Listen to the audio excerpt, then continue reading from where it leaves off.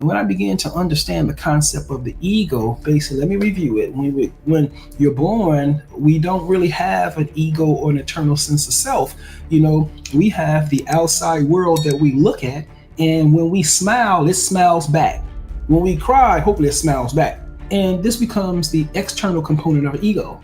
All these things we start to integrate into ourselves. And when we integrate these and things into ourselves, we develop this internal sense of self that we call self-esteem. Now, you can imagine this is the most powerful sense you have, but you know what? They don't even categorize it as a sense. There it is. And it's the most important thing you need to have, right? You have your smell, you have your taste, you have your touch, you have your sight, and you have your see. Now, all of these are receptors on the avatar, and you're not the avatar. And so there's one more sense, the sense of you, the internalized sense of self that's never changed since you were born. It remains the same even if you sleep. It's the same you that doesn't change despite time, despite the body or the avatar changing. It doesn't change. That's a sense. That's your internalized sense of self. That's you. That's your identity.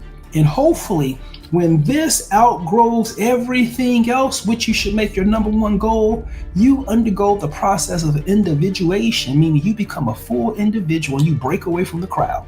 Oh, narcissists hate that. They hate that. Right? Because a narcissist deals with the crowd. They deal with the organization, right?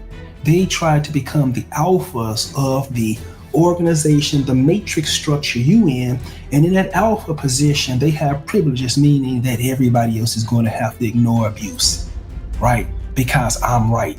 I'm doing it for everybody. I want everybody to stay together. They're doing it for some greater cause, and really they're trying to harm you and target you. So the narcissistic family code is still another matrix structure. And what is my podcast called? Read Matrix. What is the matrix? I'm trying to help you understand the systems around you and how they impact you.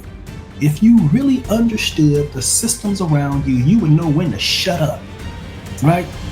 Second, you would know when to sit down.